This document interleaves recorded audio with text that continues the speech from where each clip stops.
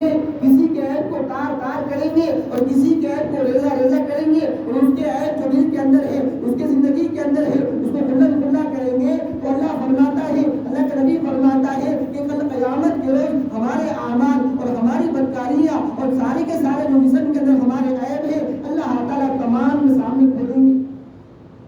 ہم نے یہ نہیں سوچا کہ ہم نے لوگوں کے عیب نکالے ہیں، لوگوں کے اوپر الزام لگائے ہیں، لوگوں کے اوپر تہمت لگائی ہے کہ ہم نے لوگوں کو برا بھلا کہا ہے، ہم نے ہماری زندگی کے اندر جھانک کر نہیں دیکھا ہم کتنے اچھے ہیں، 100% ہم کامیاب ہیں کہ ہم عمل کرنے والے بن گئے ہیں۔ ہم تو لوگوں کے اوپر نگاہ رکھتے ہیں، حالانکہ میں نماز نہیں پڑھتا، میرا کام سودی کاروبار ہے، میرا کام بیاضی کاروبار ہے، دل کے اندر یہ خیال آ رہا ہے کہ آگے جو نیک آدمی ہے وہ بھی ہمیں گنہگار لگ رہا ہے۔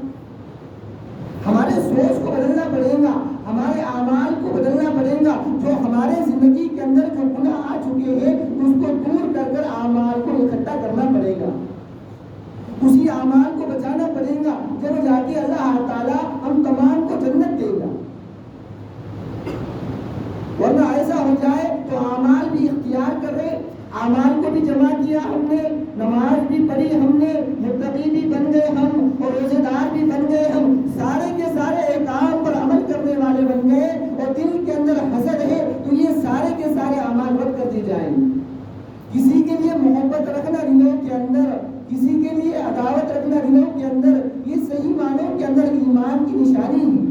ایمان آنے کے بعد ہمارا کام ہے کہ ہمارے بھائی کے لیے اچھی سوچ رکھے، ہمارے پڑوسی کے لیے اچھی سوچ رکھے، ہمارے جو عزیز قریب جو لوگ ہوتے ہیں ان کے بارے میں اچھا سوچنے والے بنے۔ حالانکہ ہمارا دل یہ چاہتا ہے کہ فلاں انسان ترقی کے اوپر چلا جائے اور فلاں انسان اچھے مقام پر چلا جائے تو ہماری جو نیت ہوتی ہے وہ بگڑ جاتی ہے۔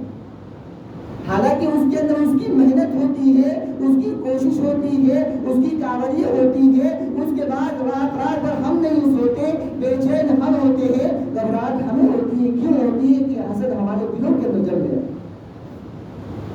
اگر حسد ہمارے دلوں سے نکل جائے، یہ اعمال کو بھی کھا جاتا ہے حسد، اگر حسد ہمارے دلوں کے اندر نہیں رہا تو سارے کے سارے اعمال اچھے ہو جاتے ہیں اور اس کے سارے اعضاء کے اندر نکھار پیدا ہوتا ہے۔ ورنہ ہمارے زندگی کے اندر متقی پرہیزگار تو ہم بن جاتے ہیں، روزانہ 1 پارہ یا 2 پارہ کلام اللہ شریف کی تلاوت کرنے والے ہم جم جاتے ہیں اور اس کے اوپر اشراق کے پابند، چاشت کے پابند اور تمام نماز کے پابند ہم بن جاتے ہیں، اوابین کے پابند بن جاتے ہیں، تہجد کے پابند بن جاتے ہیں۔ اس کے بعد اللہ کے سامنے رو رو کر مانگتے ہیں اور دل کے اندر حسد ہے تو سارے کے سارے اعمال بیکار ہیں۔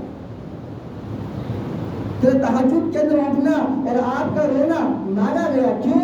کہ آپ روتے ہو آپ کے لیے، آپ روتے ہو آپ کی مغفرت کے لیے اور آپ کے دل کے اندر حسد جمع ہوا ہے۔ جب کسی بندے کے اندر اور کسی بندی کے اندر جب حسد جم جاتا ہے تو کتنے بھی اچھے اعمال کر لے سارے کے سارے برباد ہیں۔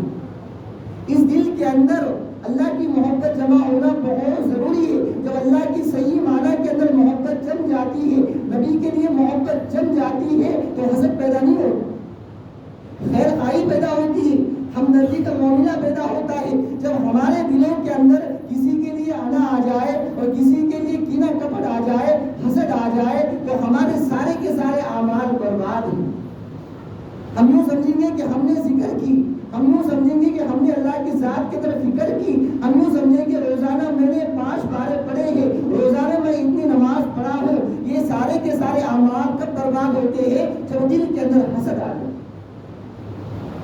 تو جب ہمارے دلوں سے حسد ختم ہو جائے گا، بغض عداوت ختم ہو جائیں گی، ایک دوسرے کے لیے محبت پیدا ہوگی، خیر خواہی پیدا ہوگی، ہمارے اڑوس پڑوس کے لیے، ہمارے عزیز رشتہ داروں کے لیے محبت ہمدردی پیدا ہوگی تو صحیح معنی کے اندر اس کے پاس ایمان موجود ہے۔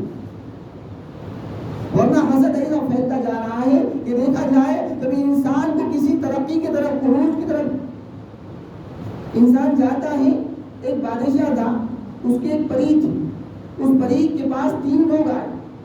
3 لوگ آنے کے بعد اس پری نے کہا کہ بتاؤ آپ کی خواہش کیا ہے؟ تو پہلے بندے نے کہا کہ مجھے گورا ہونا ہے۔ پری نے کیوں آسا مارا، جیسی لکڑی ماری تو خوبصورت نظر آیا، ایک دم نور سے منور ہو گیا، خوبصورت چمکدار انسان بن گیا.